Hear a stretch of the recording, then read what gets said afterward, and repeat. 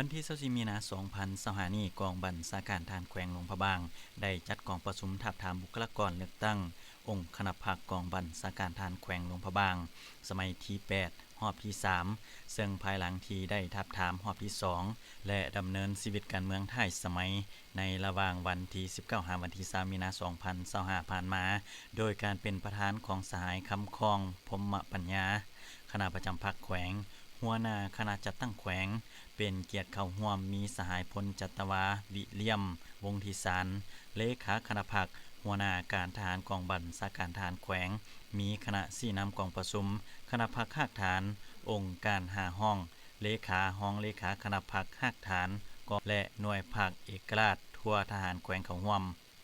กองประชุมได้รับฟังการผ่านบทรายงานการเมืองทั้งสองภาคขององค์คณะพรรคกองบัญชาการทหารแขวงหลวงพระบางสมัยที่7ภายใต้คำขวัญยกสูงความสามารถนำพาบรรษาโดยกงต่อการก่อสร้างภาคปลอดภัยเข้มแข็งหนักแน่นปรับปรุงก่อสร้างกำลังทหารแขวงให้มีความหนักแน่นเข้มแข็งทางด้านการเมืองแนวคิดและการจัดตั้งเป็นกำลังที่มีความบริสุทธิ์ผุดพองมีความจงรักภักดีต่อภาคต่อรัฐต่อประเทศชาติต่อประชาชนลาวบรรพเผ่าและอุดมการณ์สังคมนิยม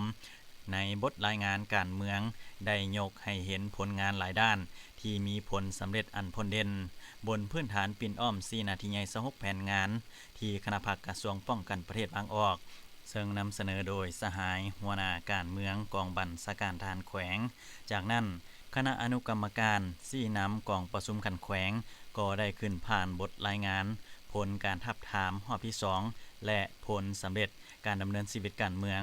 ซึ่งโดยรวมคณะบริหารงานพรรคกองบัญชาการทหารแขวงหลวงพระบางแต่ละสหายแม้นยังรักษาได้คุณธาตุการเมืองหนักแน่นมีสติต่อการจัดตั้งเคารพระเบียบของพรรคมีความรับผิดชอบสูงต่อหน้าที่การเมืองของตนและปฏิบัติตามหลักการร่วมศูนย์ประชาธิปไตยอยู่ในระดับที่ดี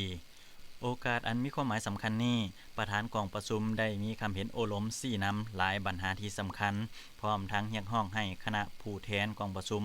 จงใส่สิทธิประชาธิปไตยลงคะแนนเสียงเพื่อคัดเลือกเอาบุคลากร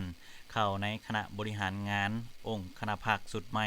บนพื้นฐานแมนให้ส่องเห็นด้านความรู้ความสามารถคุณสมบัติศีลธรรมปฏิบัติมีความรับผิดชอบสูงต่อหน้าที่การเมืองมีวิสัยทัศน์และมีความเป็นแบบอย่างนำหน้า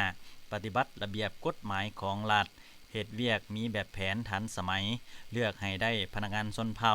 และพนักงานสืบทอด3หุ้นเพื่อเหตุให้การคัดเกี่ยมดำเนินกองประชุมใหญ่ครั้งที่8บรรลุตามจุดประสงค์ที่วางไว้